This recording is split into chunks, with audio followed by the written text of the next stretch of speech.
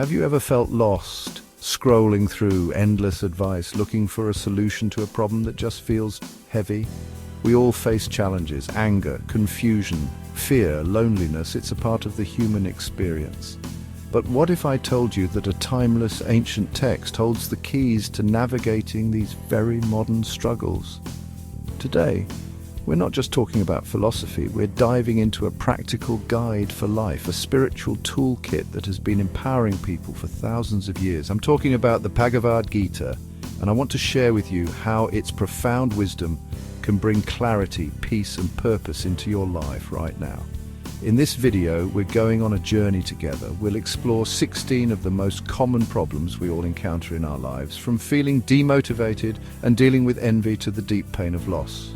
And for each one of these challenges, we won't just talk about them, we will connect them directly to specific verses or shlokas from the Bhagavad Gita. Think of it as a prescription from an ancient sage, a specific remedy tailored to heal a specific ailment of the mind and heart. This isn't about abstract concepts, it's about actionable wisdom that you can apply the moment you feel overwhelmed. My goal today is to bridge the gap between this ancient text and your daily life. I want to show you that the answers you're looking for aren't hidden away in an old dusty book, but are vibrant, alive, and incredibly relevant. We'll break down these powerful verses, understand their meaning, and see how they can transform our perspective. So get comfortable, open your mind, and let's explore how the wisdom of the Gita can help us find solutions, cultivate resilience, and ultimately live a more purposeful and peaceful life. Anger. It's an emotion we've all felt. That flash of heat, the tightening in your chest, the words you wish you could take back. It can feel like an uncontrollable wildfire, leaving destruction in its wake. But the Gita teaches us that we are not helpless in the face of this powerful emotion. It offers us a path to not just suppress anger, but to understand its root and transform it. In chapter 2, verse 63, Krishna explains the chain reaction. From attachment comes desire, and from unfulfilled desire, anger is born. This is a profound insight. It tells us that our anger often isn't about the immediate trigger, but about a deeper attachment or expectation that has been thwarted. So how do we break this chain? The Gita guides us towards detachment, not as a cold indifference, but as a conscious release of our rigid expectations. When we can accept outcomes as they are without being a slave to our desires, the fuel for anger simply disappears. Chapter 5, verse 23 speaks of a person who can tolerate the urges of desire and anger before leaving the body. This isn't about waiting until our last breath. It's about mastering these urges in this very life, in this very moment. It's a daily practice of recognizing the spark of anger and choosing a different response. It's the practice of pausing, breathing, and remembering that our peace is more valuable than our need to be right. The wisdom continues in chapter 16, which describes the divine and demonic natures. Verses 1 through 3 list the qualities of the divine, like fearlessness and purity of heart, while verse 4 explicitly names anger, arrogance, and ignorance as demonic qualities. This isn't a judgment, but a clear signpost. It tells us that anger leads us away from our higher, more peaceful self. It clouds our judgment and connects us to a lower state of consciousness. By framing it this way, the Gita empowers us. It's not just bad to be angry, it's that choosing peace, compassion, and understanding is what aligns us with our true divine nature. Think of it this way: when you feel anger rising, you're at a crossroads.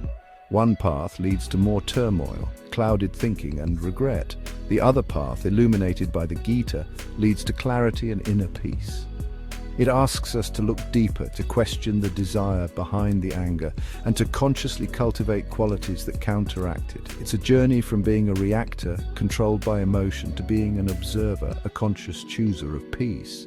This is the true meaning of strength, not the power to lash out, but the power to remain centered and calm within the storm. We all know the feeling of being at a crossroads, paralyzed by indecision. The mind races, filled with what-ifs, anxieties, and conflicting advice. This state of confusion is exactly where the Bhagavad Gita begins. Arjuna, the great warrior, is overwhelmed on the battlefield, his mind bewildered about his duty. He is the embodiment of our own confusion when we face life's big decisions. The Gita's first lesson, then, is that acknowledging our confusion is the first step toward clarity. It's okay to not have the answers. It's in that space of uncertainty that we can open ourselves to deeper guidance. In chapter 2, verse 7, Arjuna surrenders, saying, "My mind is confused about my duty. I'm asking you to tell me for certain what is best for me." This is a pivotal moment. He stops relying on his own agitated mind and seeks a higher wisdom. For us, this means understanding that sometimes our own intellect, clouded by emotion and ego, isn't enough. We need to quiet the noise and listen for a deeper truth. The Gita encourages this by teaching us to act without being attached to the results. Chapter 2, verse 47 famously advises us to focus on our action, our duty, and not on the fruits of that action. This single piece of advice is a powerful antidote to confusion. Why? Because most of our confusion stems from trying to predict and control the outcome. If I do this, what will happen? What if it goes wrong? We get trapped in a web of future possibilities. The Gita says, release that, focus on the present moment, focus on performing your action with the best of your ability, with sincerity and a clear conscience. When you detach from the outcome, the pressure lifts. The decision becomes simpler because it's no longer about guaranteeing a specific result, but about doing the right thing right now. Your duty, your dharma, becomes your guiding light. This clarity is further reinforced in chapter 18, verse 66, where Krishna gives the ultimate assurance: abandon all varieties of religion and just surrender unto me. I shall deliver you from all sinful reactions. Do not fear. This is a call to trust that when we act with a pure heart, aligned with our principles and our duty, we are supported. Confusion thrives in fear and doubt. The Gita replaces that fear with faith. Faith in our actions, faith in our path, and faith in a higher order. It clears the fog by giving us a simple, powerful focus. Do your duty, act with love, and let go of the rest. Envy is a subtle poison. It begins with a glance at someone else's life, their success, their possessions, their happiness, and ends with a hollow feeling in our own heart. It makes us feel diminished, as if their light somehow dims our own. The Bhagavad Gita addresses this painful emotion not by telling us to simply ignore it, but by fundamentally reframing how we view ourselves and others. It teaches us that envy is rooted in a misunderstanding of our true nature and a false sense of competition. We are not rivals in a zero-sum game. We are all on our own unique spiritual journeys. Chapter 3, verse 27 explains that the spirit soul, bewildered by the ego, thinks himself the doer of activities that are in actuality carried out by the three modes of material nature. This is key. Our envy often comes from ego. Why them and not me? The Gita asks us to look beyond this ego. When we see someone else succeed, instead of feeling envy, we can recognize the universal forces at play. We can understand that everyone is receiving the results of their own past actions, or karma, just as we are. This perspective depersonalizes the success of others and frees us from the trap of comparison. Furthermore, the Gita encourages a shift from envy to admiration and compassion. In chapter 6, verse 9, it describes a person who is even-minded among well-wishers, friends, enemies, the envious, the pious, and the sinner. This is the goal: to see the divine spark in everyone, regardless of their circumstances or their feelings toward us. When we cultivate this vision, envy cannot survive. How can you be envious of someone when you see them as a fellow soul on a difficult journey just like you? Instead of envy, compassion arises. Instead of bitterness, a desire for everyone's well-being begins to grow. The ultimate cure for envy, as taught in the Gita, is to find fulfillment within. Chapter 12, verses 13 to 14 describe the ideal devotee as one who is not envious but is a kind friend to all living entities, who is satisfied and self-controlled. Satisfaction is the direct antidote to envy. When you're content with your own path, when you find joy in your own duties and your own spiritual growth, the achievements of others no longer threaten you. They can even inspire you. The Gita guides us to turn our focus inward, to cultivate our own inner wealth, so that the external wealth of others becomes irrelevant. The death of a loved one is perhaps the most profound pain we can experience. It leaves a void, a silence that feels, well, unbearable. In these moments of deep grief, the world can seem senseless and cruel. The Bhagavad Gita meets us in this darkness not with simple platitudes, but with a deep transformative perspective on life, death, and the nature of the soul. It offers a comfort that goes beyond the temporary. touching the very essence of our existence and helping us make sense of the seemingly senseless. In chapter 2, verse 20, Lord Krishna gives Arjuna a foundational teaching. For the soul there is neither birth nor death at any time. This is honestly a revolutionary idea. It tells us that what we are mourning is the loss of the physical body, the temporary vessel, but not the person, not the soul. The soul, Krishna explains, is unborn, eternal, ever-existing and primeval. It is not slain when the body is slain. This knowledge doesn't erase our pain, but it reframes it. We are not grieving an end, but a transition.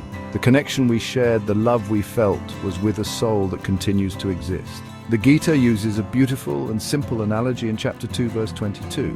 As a person puts on new garments, giving up old ones, the soul similarly accepts new material bodies, giving up the old and useless ones. This helps us understand death not as a tragic end, but as a natural part of a much larger journey. Just as we wouldn't grieve excessively when someone changes their clothes, the Gita encourages us to see the shedding of the body as a necessary step in the soul's eternal progression. This perspective can bring a profound sense of peace, knowing that our loved one has simply moved on to their next chapter.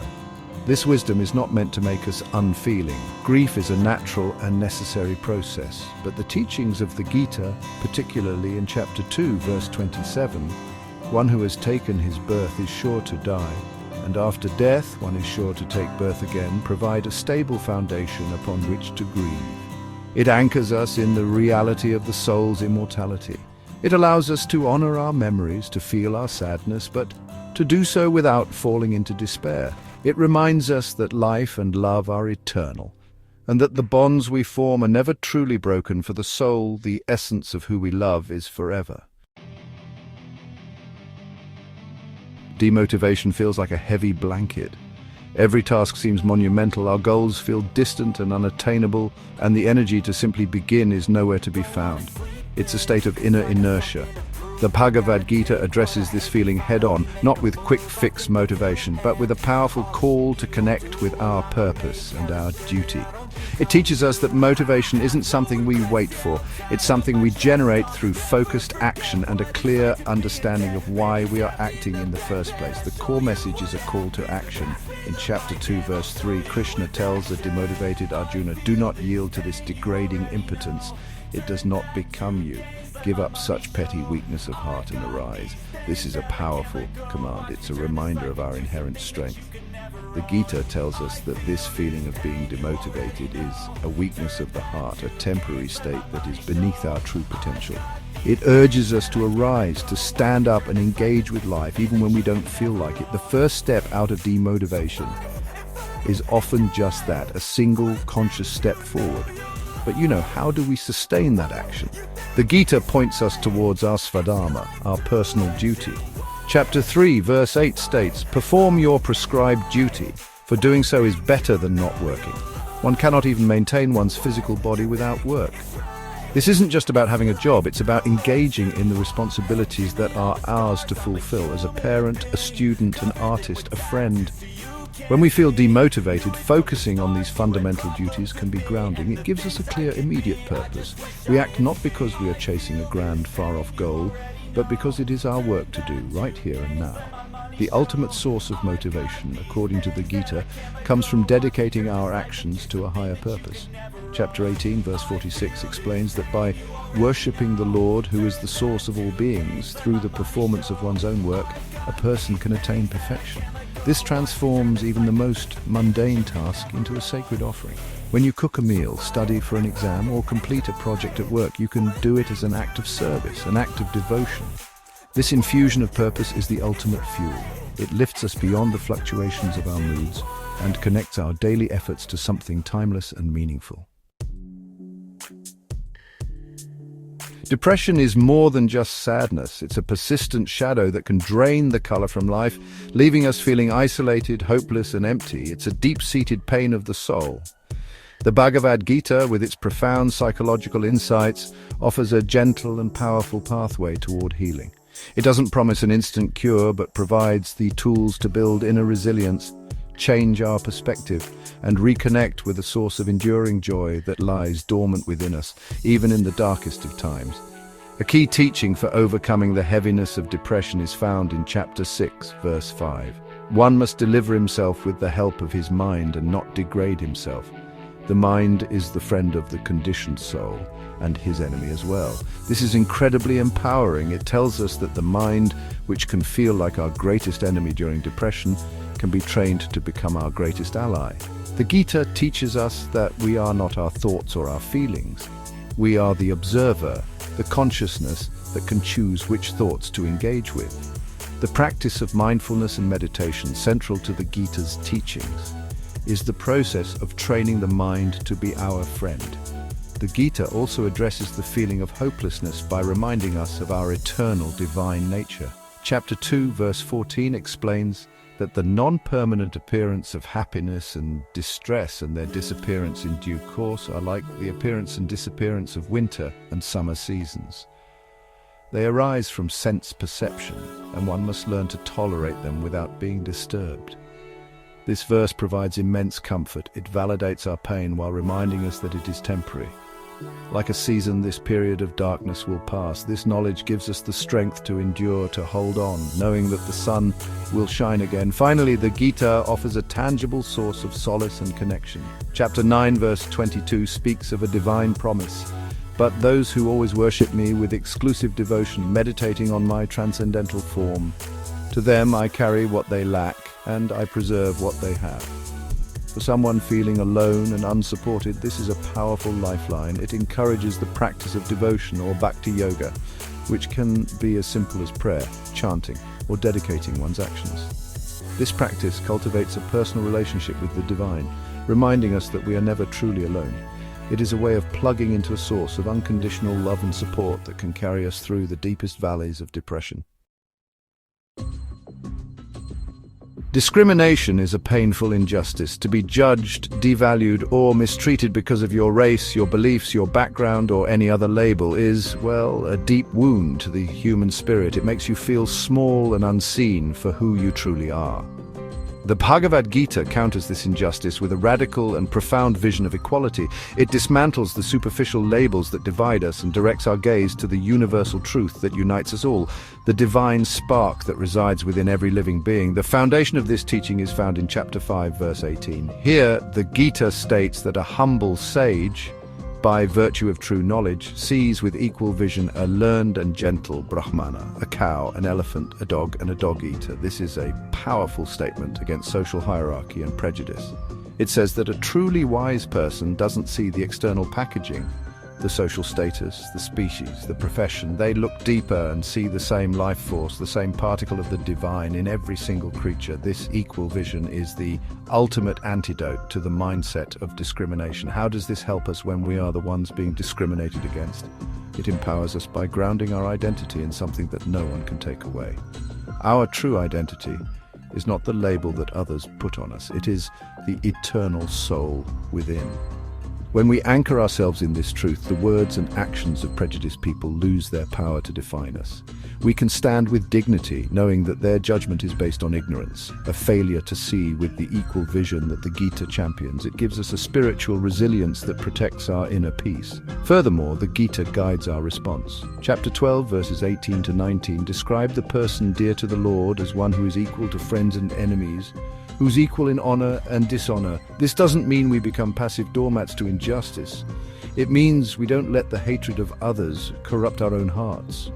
We don't respond to discrimination with more hatred. Instead, we act from a place of strength and equanimity, upholding our own dignity without lowering ourselves to the level of our oppressors.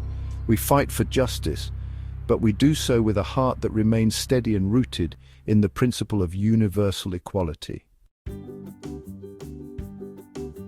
Fear is a primal human emotion. It can be a healthy response to danger, but it can also be, a paralyzing force that holds us back from our potential. We fear failure, we fear judgment, we fear the unknown, we fear death. This constant undercurrent of anxiety can steal our joy and shrink our world. The Bhagavad Gita offers a direct path to conquering fear, not by eliminating all threats, but by shifting our consciousness and building an unshakable foundation of courage and faith that can withstand any storm. The Gita's first instruction against fear is a call to understand our true identity. As we've discussed, the core teaching is that we are not the fragile, temporary body, but the eternal, indestructible soul. In chapter 2, verse 20, Krishna assures Arjuna that the soul can never be killed. When we truly internalize this, the fear of death, which is the root of many other fears, begins to lose its grip. If our essence is eternal, what is there to truly fear? This knowledge acts as a spiritual armor, protecting us from the anxieties tied to our physical existence and mortality.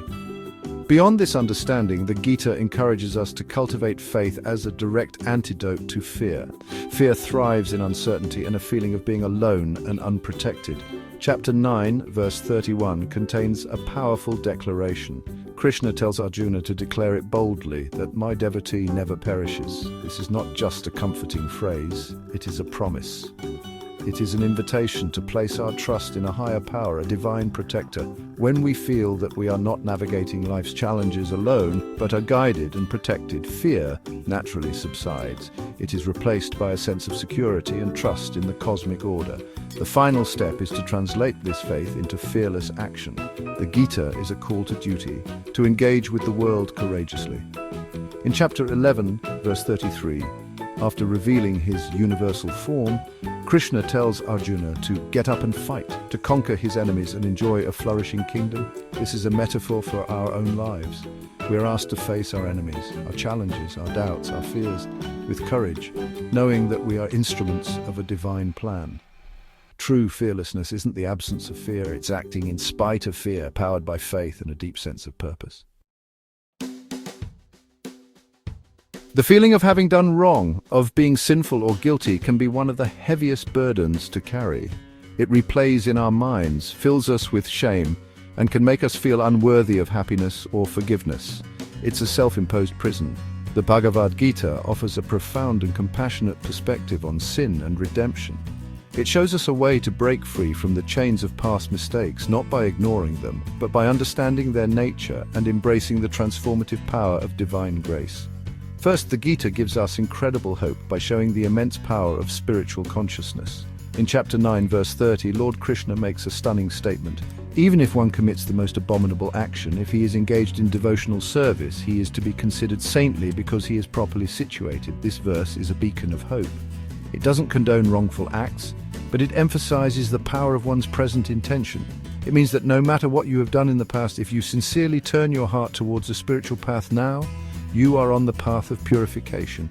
Your past does not have to define your future. The Gita explains how this transformation happens. It's not magic, it's a process of purification. Chapter 4, verse 36 states that even if you are considered to be the most sinful of all sinners, when you are situated in the boat of transcendental knowledge, you will be able to cross over the ocean of miseries. This boat of knowledge is the understanding of our true spiritual identity and our relationship with the divine. When we begin to act on this knowledge, our consciousness changes. The desires that led to sinful actions begin to fade, replaced by a higher taste and a desire to live a pure life. The ultimate message is one of unconditional mercy and the power of surrender. In the final and most famous verses of the Gita, Chapter 18, verse 66, Krishna says, "Abandon all varieties of religion and just surrender unto me. I shall deliver you from all sinful reactions. Do not fear." This is the ultimate release. It is an invitation to let go of the crushing weight of our guilt and place it at the feet of the divine. It's an act of trust, accepting that we cannot erase our past on our own, but through sincere surrender and devotion we can be freed from its karmic consequences and start anew, with a clean slate and a hopeful heart. Where did I put my keys? What was I about to say? Forgetfulness can be a frustrating and sometimes concerning part of daily life. On a deeper level, we also suffer from a kind of spiritual forgetfulness. We forget our purpose, our goals, and our true nature amidst the distractions of the world.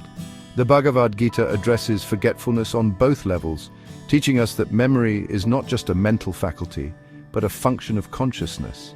It guides us toward practices that cultivate mindfulness and a deep, abiding remembrance of what truly matters. The Gita explains the root of forgetfulness in chapter 2, verse 63. It describes a downward spiral.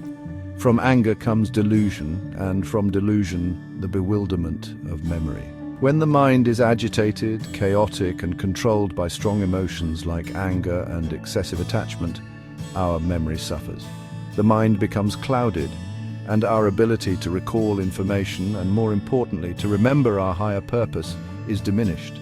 The first step, then, to improving memory is to cultivate a calm and peaceful mind. How do we achieve this?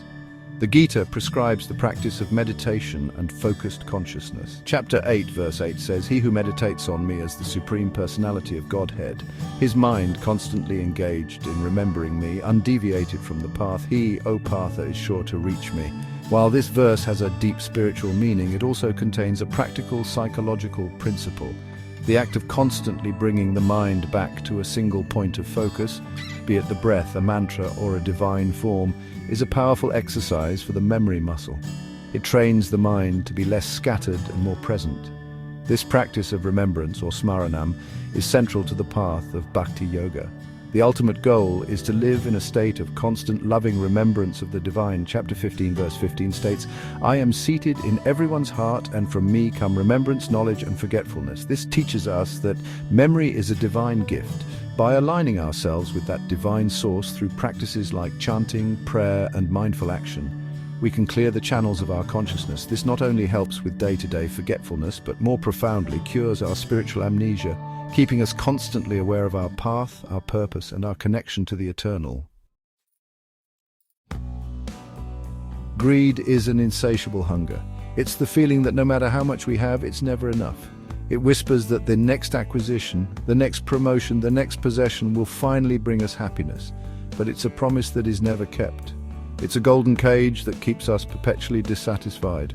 The Bhagavad Gita exposes greed for what it is, a gateway to hell, and illuminates the path to true wealth, which is found not in accumulation, but in contentment and self-control. The Gita is stark in its warning against greed. In chapter 16, verse 21, it explicitly names lust, anger, and greed as the three gates leading to a hellish existence. It calls them destructive to the self and urges every sane person to give them up. This is not a moralistic judgment, but a practical observation. Greed enslaves the mind. It creates constant anxiety, the fear of losing what we have and the stress of acquiring more. It erodes our relationships as we begin to see others as competitors or tools for our own gain. It fundamentally disconnects us from a state of peace. So what is the alternative? The Gita teaches that the antidote to greed is to understand the temporary nature of material possessions. Everything we accumulate in this world is fleeting. True satisfaction cannot be found in things that are, by their very nature, impermanent. Instead, the Gita directs us toward inner wealth. Chapter 2, verse 71, describes a person who can attain real peace, a person who has given up all desires for sense gratification, who lives free from desires, who has given up all sense of proprietorship and is devoid of false ego. This is the goal, to live simply, free from the burning desire to possess. This doesn't mean we must renounce everything and live in poverty. It means changing our relationship with things. The key is contentment or santosha. Chapter 17, verse 16 lists serenity, gentleness, and self-control as austerities of the mind. Cultivating contentment is a practice. It's consciously appreciating what we have right now. It's finding joy in non-material things, relationships, nature, spiritual growth. When we fill our lives with this kind of wealth, the desperate hunger of greed begins to fade. We escape the cage and discover the freedom of wanting what we already have. Laziness or inertia is a state we all wrestle with. It's that heavy, sluggish feeling that makes even simple tasks feel like climbing a mountain. It's the voice that says, "I'll do it tomorrow." While occasional rest is healthy, chronic laziness can prevent us from reaching our potential and fulfilling our responsibilities, leading to stagnation and regret. The Bhagavad Gita identifies laziness as a product of the lowest mode of nature, the mode of ignorance, tamoguna, and provides clear, practical advice on how to shake off this inertia and embrace a life of dynamic, purposeful action. The Gita explains the psychology of laziness in chapter 14, verse 8, stating that the mode of ignorance, born of darkness, is the delusion of all embodied living entities. The results of this mode are madness, indolence, and sleep, which bind the conditioned soul. This is a powerful insight. It tells us that laziness isn't just a bad habit, it's a state of consciousness that clouds our judgment and keeps us bound. Recognizing this is the first step. We have to see laziness not as a comfortable refuge, but as a force that is actively holding us back from a more vibrant and aware existence. The primary remedy the Gita offers is the discipline of performing one's duty, or karma yoga. Chapter 3, verse 8 urges us to perform your prescribed duty, for doing so is better than not working. This is a direct command to act. The Gita teaches that action is inherent to life. Even to maintain the body, we must work. By consciously engaging in our duties, whether at home, at work, or in our community, we actively fight against the pull of inertia. The very act of getting up and doing what needs to be done begins to shift our energy from the mode of ignorance to the mode of passion and eventually to goodness. To sustain this action, the Gita advises us to act without attachment to the results. Laziness often stems from a fear of failure or a feeling that the effort isn't worth the reward.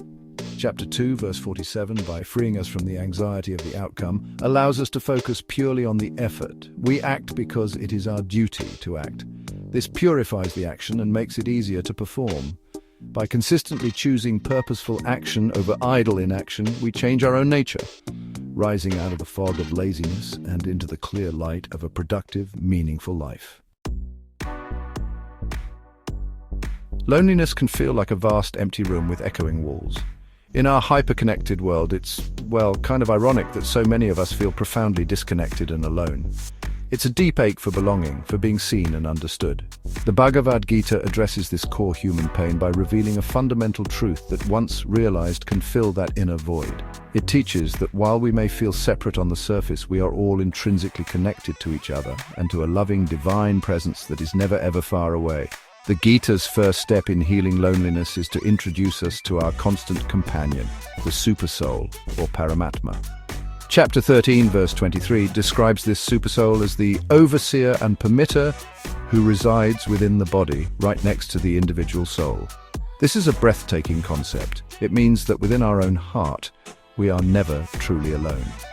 There is a divine witness, a supreme friend, who is with us at every moment, through every joy and every sorrow. The practice of meditation is a way to quiet the external noise and turn inward to connect with this ever-present companion.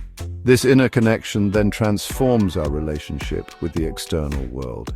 When we begin to feel the presence of the divine within ourselves, we can start to recognize it in others. Chapter 18, verse 20, describes knowledge in the mode of goodness as that by which one sees one undivided spiritual nature in all living entities, though they are divided into innumerable forms. This is the vision of unity. When we look at another person, we no longer see just a stranger. We see a fellow soul who also has the divine residing within them.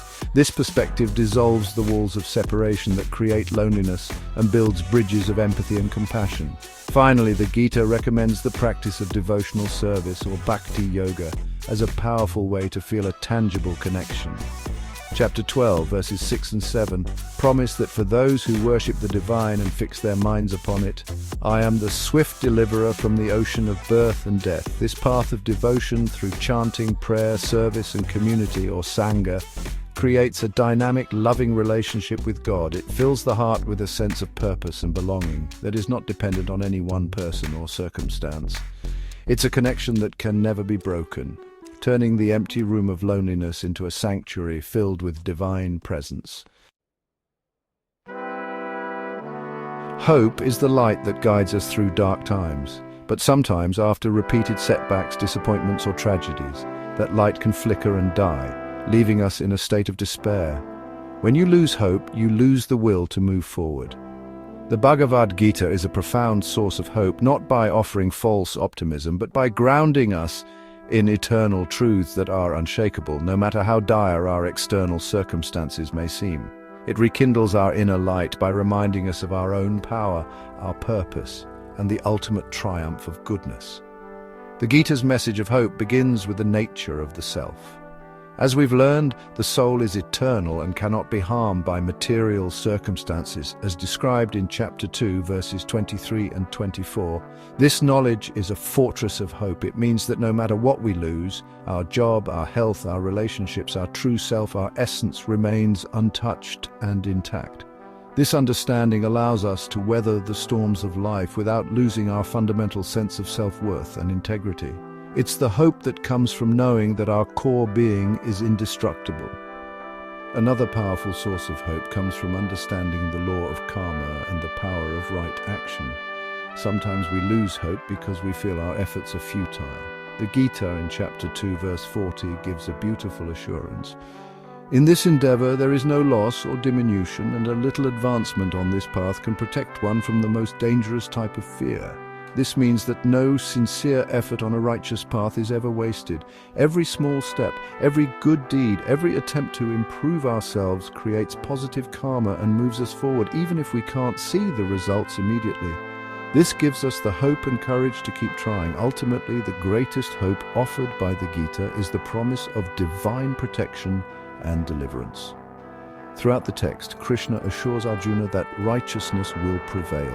In chapter 4, verse 8, he states that he appears millennium after millennium to deliver the pious and to annihilate the miscreants, as well as to re-establish the principles of religion. This is a cosmic guarantee that despite the apparent chaos and injustice in the world, there is a higher order at work, and goodness will ultimately be victorious. This universal hope provides the strength to face personal and global challenges, trusting that our struggles are a part of a larger, meaningful narrative that ends in light.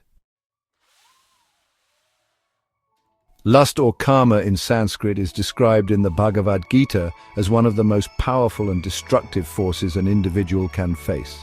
It's more than just sexual desire. It's an intense, selfish craving for sense gratification of any kind. It promises pleasure but often delivers agitation, frustration, and a clouded consciousness. The Gita doesn't advocate for a harsh, joyless suppression, but rather a wise and gradual process of redirecting this powerful energy from a destructive downward spiral to a constructive upward path of higher fulfillment. The Gita identifies lust as the all-devouring, sinful enemy of this world, as stated in chapter 3, verse 37. It explains that lust, born of contact with the material mode of passion, later transforms into wrath when unfulfilled. This enemy, it says, covers one's true knowledge just as smoke covers fire or dust covers a mirror. This analogy is key. Lust doesn't destroy our knowledge, it just covers it. Our task is to cleanse the mirror of the mind so that our innate wisdom can shine through again. This begins with understanding that lust is an external enemy, not an intrinsic part of our true self. So, where does this enemy reside? The Gita pinpoints its location in chapter 3, verse 40. The senses, the mind, and the intelligence are the sitting places of this lust. By knowing its strongholds, we can create a strategy. The Gita advises us to regulate the senses from the very beginning. This doesn't mean complete sensory deprivation, but mindful engagement. It means being conscious of what we watch, what we listen to, and the company we keep. By controlling the input to the senses, we can curb the very instigator of lustful desires. The ultimate solution, however, is not just control, but transformation. The Gita teaches that the best way to conquer a lower taste is by developing a higher taste. Chapter 2, verse 59 explains that one may cease from sense enjoyment by restriction, but the taste for it remains. However, upon experiencing a higher taste, he is fixed in consciousness. This is the path of Bhakti Yoga. By engaging our senses in spiritual activities, tasting sanctified food, seeing divine forms, hearing sacred music and philosophy, we redirect that same craving energy toward a source of unlimited non-material happiness. This doesn't just starve the enemy, it recruits its energy for our own spiritual victory. Holding on to a grudge is like drinking poison and expecting the other person to die. The resentment, the anger, the replaying of hurts, it all takes a heavy toll on our own peace of mind and well-being. Forgiveness, on the other hand, is an act of profound self-liberation.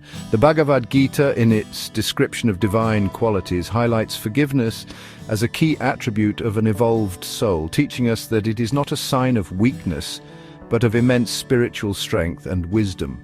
In chapter 16, verses 1 through 3, the Gita lists 26 divine qualities, characteristics of a person born of a godly nature. Among foundational qualities like fearlessness and purity, we find kisama, which translates to forgiveness, forbearance, or pardon. By placing forgiveness in this esteemed company, the Gita tells us that it is not merely a social courtesy, but an essential component of spiritual enlightenment. It is a quality that aligns us with the divine and lifts us out of the lower reactive states of anger and vengeance. The Gita provides the philosophical basis for forgiveness by teaching us to see beyond the immediate act of harm. It encourages us to understand that people act according to their natures, which are shaped by the three modes of material nature and their past karma, as mentioned in chapter 3, verse 27. Someone who hurts us is acting out of their own ignorance, pain, or delusion. Seeing this doesn't excuse their behavior, but it depersonalizes it. We can see them not as a malicious enemy, but as a conditioned soul trapped in their own struggles.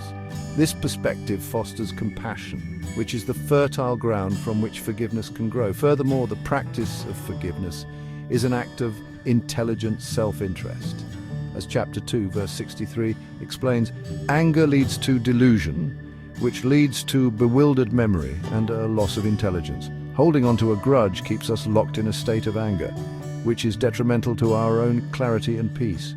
Forgiveness is the act of cutting the cord. It's a conscious decision to stop letting someone else's past actions control our present emotions. It is choosing our own peace over our desire to be right or to see the other person suffer.